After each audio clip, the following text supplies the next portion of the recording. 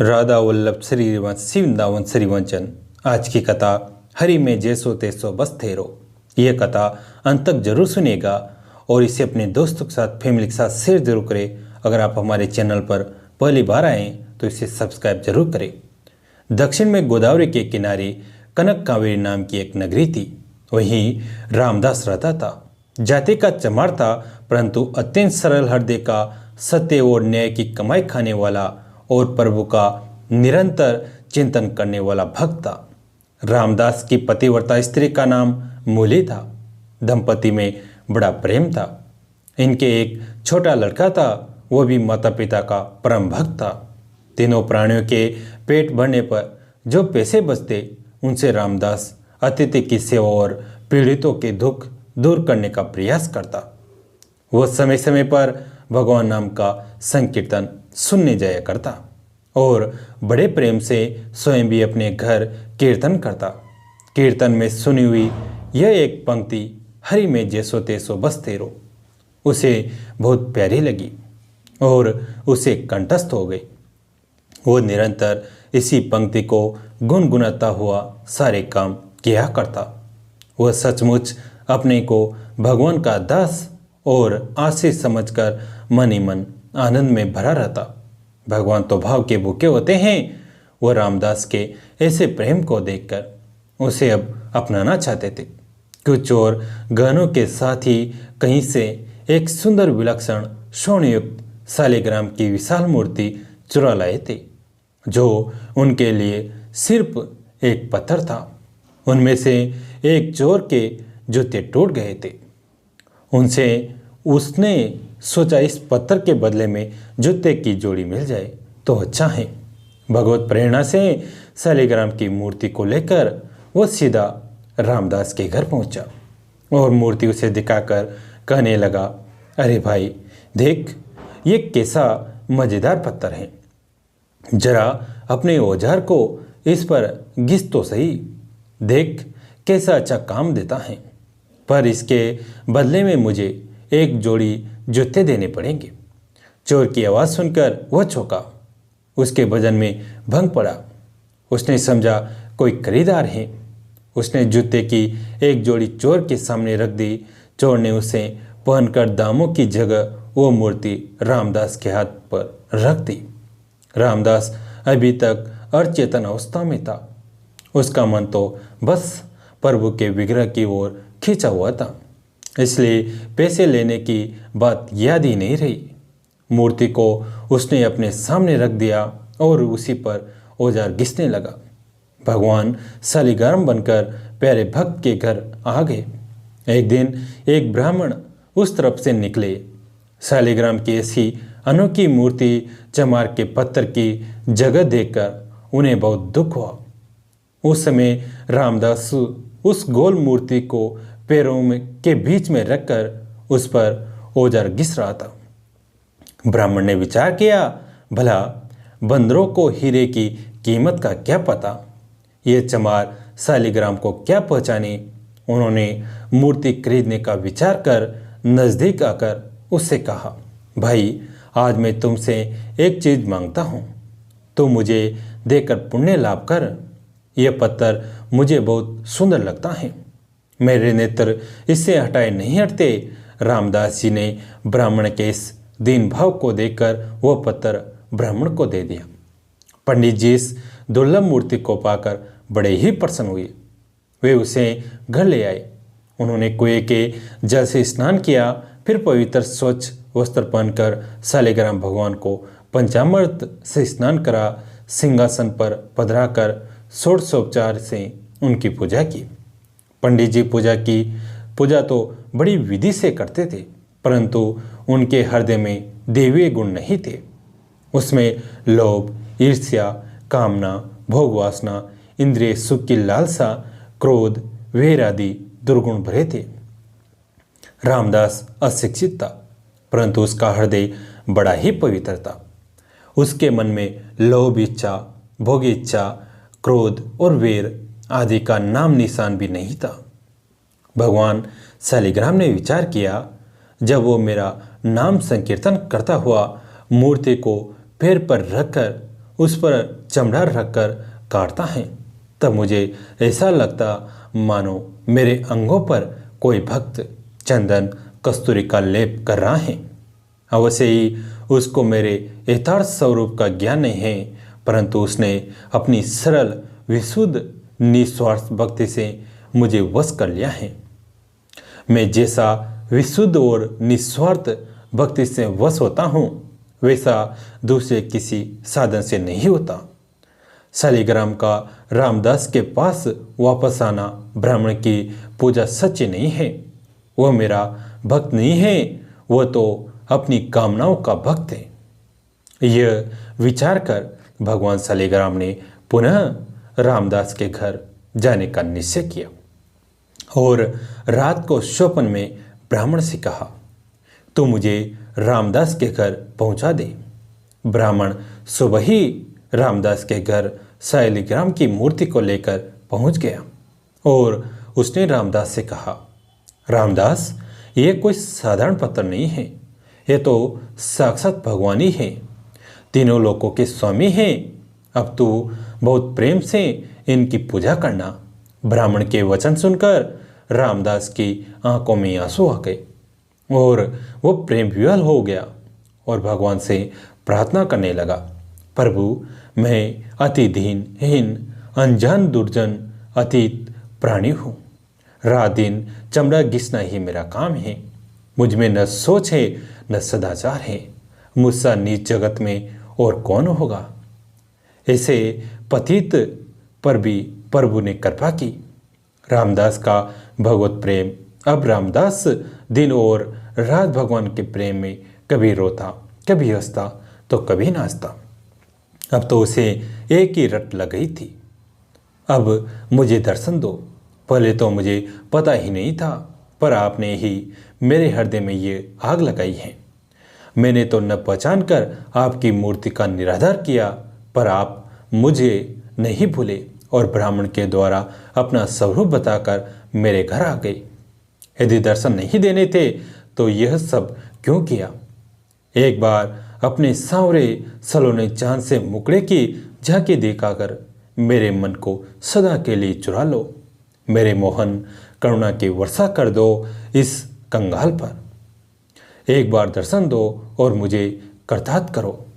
भगवान भक्तवत्सल हैं, जो एकमात्र भगवान को ही अपना आश्रय मानकर उनसे प्रार्थना करता है तो उसकी प्रार्थना भगवान तत्काल सुनते हैं।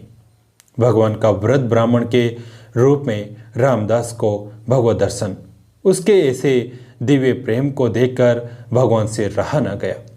वे एक व्रत ब्राह्मण का रूप धरकर उसके घर आ गए। भगवान ने उसके घर आकर उसकी विरह वेदना को शांत नहीं किया, बल्कि उसकी विरह वेदना को पहले से भी और अधिक बढ़ा दिया और उससे कहा। रामदास की आंखें मूंद गई।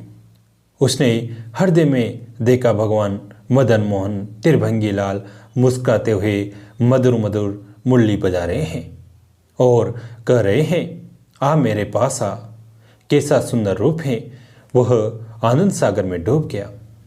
अचानक आंखें खुली, देखता है सामने भी प्रभु का वही दिव्य सच्चिदानंद घन विग्रह विराजमान है।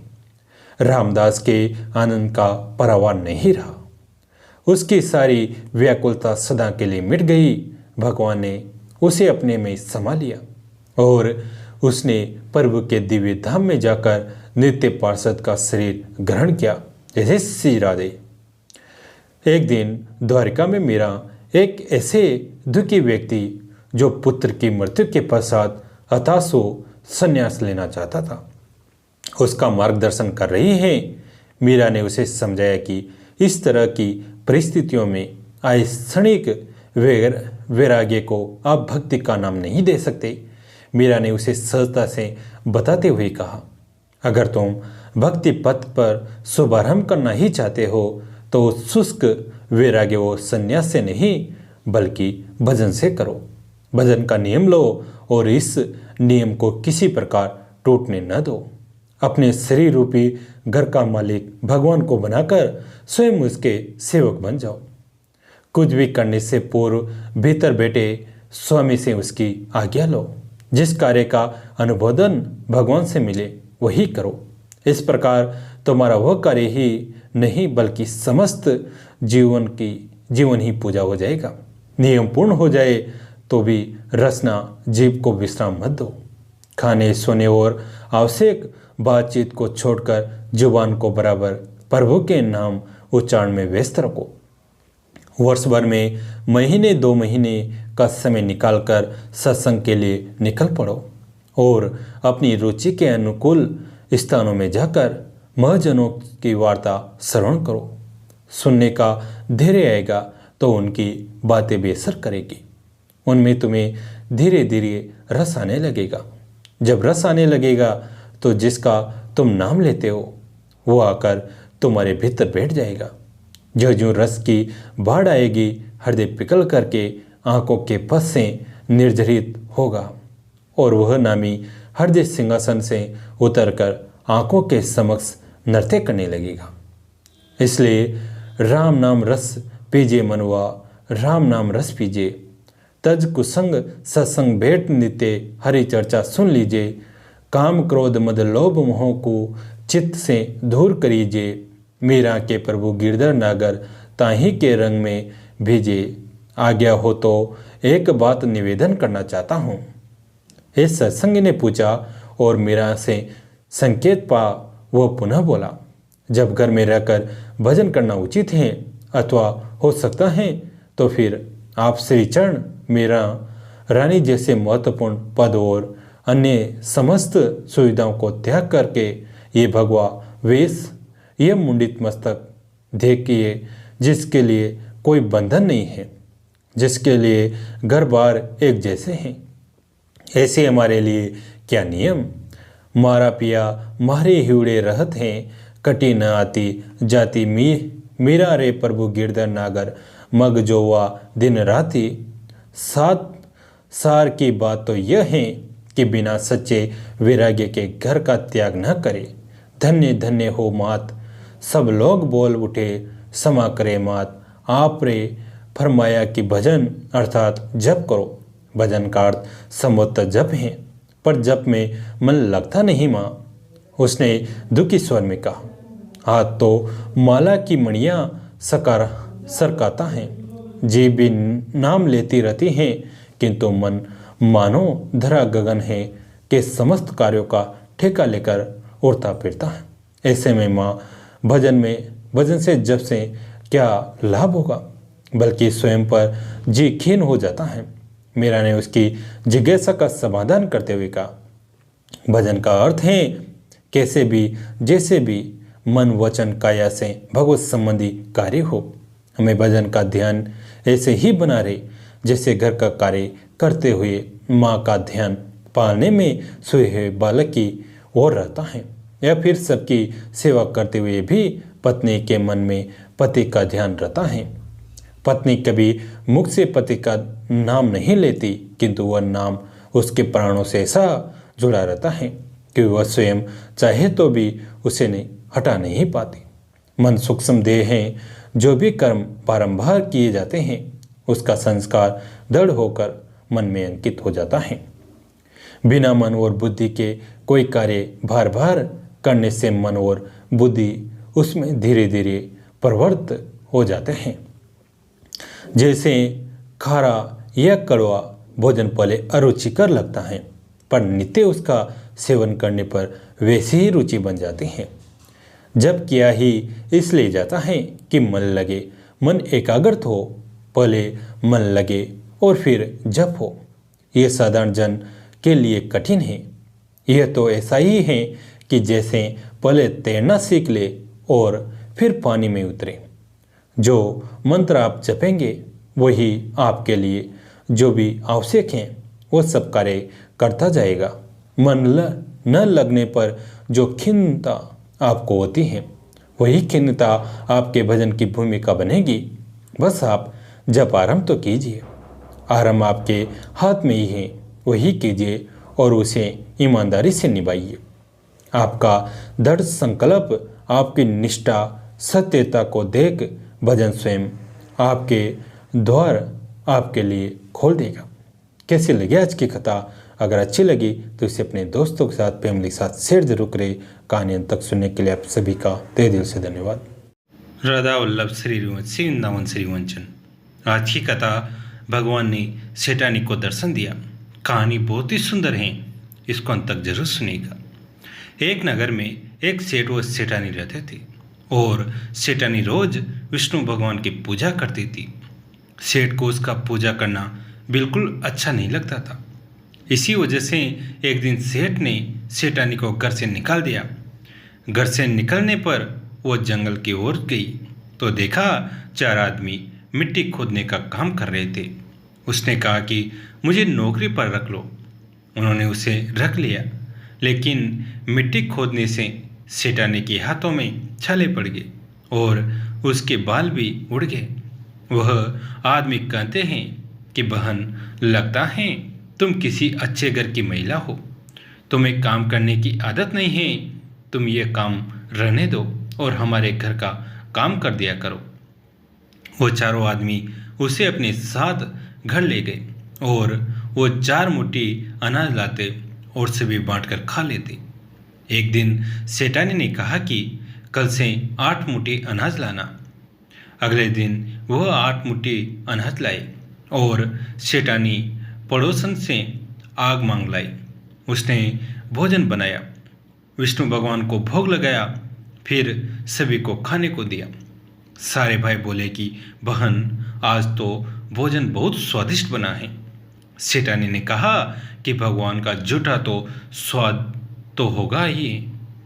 सेठानी के जाने के बाद सेठ भूखा रहने लगा और आस पड़ोस के सारे लोग कहने लगे कि यह तो सेठानी के भाग्य से खाता था।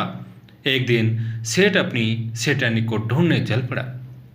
उसे ढूंढते हुए वो भी उस जंगल में पहुंच गया जहां वो चारों आदमी मिट्टी खोद रहे थे। सेठ ने उन्हें देखा तो कहा कि भाई, मुझे भी काम पर रख लो। उन आदमियों ने उसे काम पर रख लिया, लेकिन मिट्टी खोदने से उसके भी हाथों में छाले पड़ गए और बाल उड़ने लगे। उसकी यह हालत देख चारों बोले कि तुम्हें काम की आदत नहीं है, तुम हमारे साथ चलो और हमारे घर में रह लो। सेठ उन चारों आदमियों के साथ उनके घर चला गया और जाते ही उसने सेठानी को पहचान लिया, लेकिन सेठानी घूंघट में थी तो सेठ को देख नहीं पाई। सेठानी ने सभी के लिए भोजन तैयार किया और हर रोज की भांति विष्णु भगवान को भोग लगाया। उसने उन चारों भाइयों को भोजन परोस दिया, लेकिन जैसे वो सेठ को भोजन देने लगी तो विष्णु भगवान ने उसका हाथ पकड़ लिया। भाई बोले कि बहन, यह तुम क्या कर रही हो? वो बोली, मैं कुछ नहीं कर रही हूँ, मेरा हाथ तो विष्णु भगवान ने पकड़ लिया है। भाई बोले, हमें भी भगवान विष्णु के दर्शन कराओ। उसने भगवान से प्रार्थना की तो विष्णु जी प्रकट हो गए। सभी ने दर्शन किए। सेठ ने सेठानी से क्षमा मांगी और सेठानी को साथ चलने को कहा। भाइयों ने अपनी बहन को बहुत सा धन देकर विदा किया। अब सेठानी के साथ सेठ भी भगवान विष्णु की पूजा करने लगा और उनके परिणाम से उनका घर अन्न धन से भर गया। इस कहानी को कहने के लिए संक्रांति से इसका आरंभ करना चाहिए और 1 साल तक इसे कहना चाहिए। उसके बाद उद्यापन कर दे। विष्णु भगवान का पीला पीताम्बर, पाव भर गुड़, 5.25 रुपये और लक्ष्मी जी का श्रृंगार का सामान, साड़ी व दक्षिणा दे। प्राचीन कथा के अनुसार एक बार धरती पर विश्व कल्याण हेतु यज्ञ का आयोजन किया गया। तब समस्या उठी कि यज्ञ का फल ब्रह्मा, विष्णु, महेश में से किसे अर्पित किया जाए। इनमें से सर्वाधिक उपयुक्त का चयन करने हेतु ऋषि भृगु ने को नियुक्त किया गया। भृगु ऋषि पहले ब्रह्मा जी के पास पहुंचे। उन्होंने देखा कि ब्रह्मा जी उस समय विष्णु जी के भक्ति में लीन थे और तत्पश्चात शंकर जी के पास पहुंचे, किंतु उनसे उनकी भेंट न हो पाई। फिर महर्षि भृगु वैकुंठ पधारे और जाते ही शैया पर योग निद्रा में लेटे भगवान विष्णु के वक्ष पर प्रहार कर दिए। भगवान विष्णु जी के वक्ष स्थल पर माँ लक्ष्मी का वास स्थान है। भगवान विष्णु ने क्रोध करने की जगह तुरंत भृगु ऋषि के चरण पकड़ ली और पूछने लगे कि ऋषिवर, पैर में चोट तो नहीं लगी? भगवान विष्णु ने इतना ही कहा था कि भृगु ऋषि ने दोनों हाथ जोड़ लिए और उन्होंने अपनी गलती स्वीकार कर ली।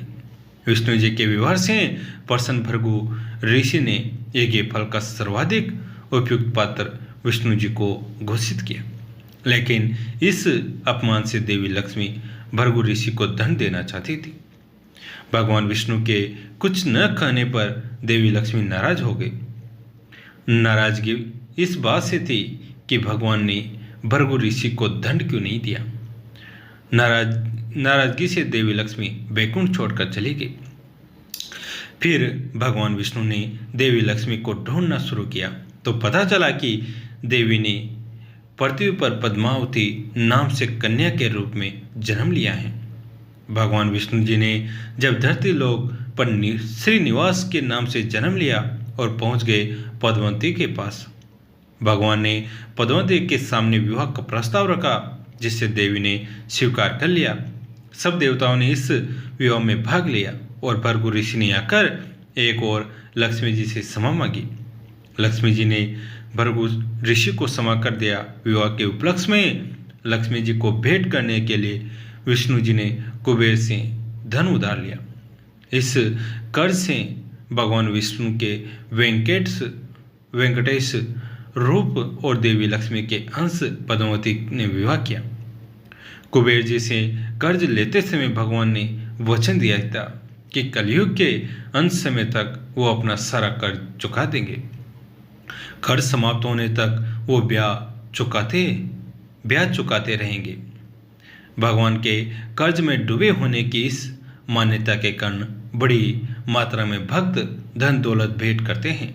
ऐसी मान्यता है कि जब भी कोई भक्त तिरुपति बालाजी के दर्शन करने जाता है और वहां जाकर कुछ चढ़ाता है तो वह न केवल अपनी श्रद्धा भक्ति और प्रार्थना प्रस्तुत करता है, अपितु भगवान विष्णु के ऊपर कुबेर के ऋण को चुकाने में सहायता भी करता है। जिस नगर में ये मंदिर बना है उसका नाम तिरुपति है और नगर की जिस पहाड़ी पर मंदिर बना है उसे तिरुमला कहते हैं। तिरुमला को वेंकट पहाड़ी और शेषाचलम भी कहा जाता है।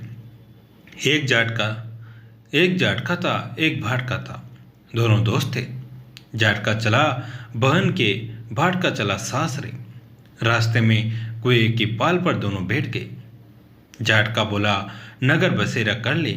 भाट का बोला कि मैं तो सासरे जा रहा हूँ, खूब खातिर होगी सो तो कर। जाट कुएं की पाल पर बैठकर पानी की घंटी और चावल का दाना लेकर नगर बसेरा करने लगा और बोला नगर बसेरा जो करे सो मल धोवे पाओ, ताता मंडा ताप सी देगी मेरी माँ ना देगी माँ सी देगी। देगा द्वारका का वासी, मीठा मीठा घास वृंदावन का वास। 5 कुल्टी छठी रास, मेरा जिबड़ो श्री कृष्ण के पास। डालो पानी हो जाए घी, जड़ से निकल जाए मेरा जी। जाट का ठकरा करके चल पड़ा। जाट की बहन ने बुरा चावल जिमाकर खूब बातचीत की। भाट का पहुंचा तो सासरे में आग लगी पाई। बुझाते बुझाते राग उठाते उतारते हाथ भी काला मुंह भी काला। रोटी न पानी पड़ोसन आई, बोली जवाई आया है उसकी भी पूछ कर लो। सास बोली क्या करूं, मेरा तो टापड़ा फूपता सब चला गया। पड़ोसन ने एक रोटी और छाछ दी, उसने खा ली। शाम को दोनों फिर मिले। दोनों बोले क्या बात। बाट का बोला मेरी ससुराल में आग लगी पाए। बुझाते बुझाते हाथ भी काला मुंह भी काला, काला रोटी न पानी। जाट का बोला मेरी तो खूब खातिर हुई, मैंने कही थी ना नगर बसेरा कर ले। बोला आप कर ले। भाट का बोला अब भी ना करूं, तेरा मौसी है पता नहीं रोटी दे या ना। मेरी तो माँ है दही की चूचली चूरमा की पेड़ी धरी पर पवाएगी। बाट ने नहीं किया। जाट ने नगर बसेरा करा, नगर बसेरा जो करे सो मल धोवे पाँव, ताता मांडा ताप सी देगी मेरी माँ, माँ दे न मौसी देगा द्वारका का वासी, मीठा मीठा घास वृंदावन का वास, 5 कुल्टी छठी रास, मेरो जिबड़ो श्री कृष्ण के पास, डालो पानी हो जाए घी झट से निकल जाए मेरा जी। कर करा के चल पड़ा, घर पहुँचते ही जाट की मावसी ने बहुत लाड चाव किया। भाट का घर गया तो उनकी भैंस खो गई। बाप एक लाठी धरे एक उठावे बोला कि ससुराल गया तो आग लगा दी, यहाँ आया तो भैंस खो दी, पहले भैंस खोज कर ला तभी रोटी पानी मिलेगा। सारा दिन हो गया ढूंढते ढूंढते पर भैंस नहीं मिली। बाजार में फिर दोनों मिले तो जाट के ने पूछा क्या खबर है। भाट का बोला कि जाते ही मेरे बाप की भैंस खो गई, उसी दिन से ही ढूंढ रहा हूँ, रोटियों का ठिकाना नहीं। जाट बोला मैंने पहले ही कहा था ना नगर बसेरा कर ले। भाट बोला कि तेरे नगर बसेरे में इतना गुण है तो अब कर ले। दोनों नगर बसेरा करने लगे। नगर बसेरा जो करे सो मल धोवे पाँव, ताता मांडा ताप सी देगी मेरी माँ, माँ दे न मौसी देगा द्वारका का वासी, मीठा मीठा घास वृंदावन का वास, 5 कुल्टी छठी रास, भरा जबड़ो श्री कृष्ण के पास, डालो पानी हो जाए घी जर से निकल जाए मेरा जी। उन्होंने नगर बसेरा किया तो आगे चला तो रास्ते में भैंस मिल गई, लेकर घर गया। माँ बोली लड़के को आते ही निकाल दिया। सारा दिन हो गया भूखा मरता, उसने खूब अच्छी तरह से जिमाया। उन्होंने सारी नगरी में ढिंढोरा पिटवा दिया कि सब कोई कार्तिक में और पीहर सासरे में आते जाते नगर बसेरा करे और जैसा भाट को नगर बसेरे का फल मिले वैसा सबको देना। आज की कथा कैसी लगी? अगर अच्छी लगी तो अपने दोस्तों के साथ, फैमिली के साथ शेयर जरूर करें। धन्यवाद दोस्तों।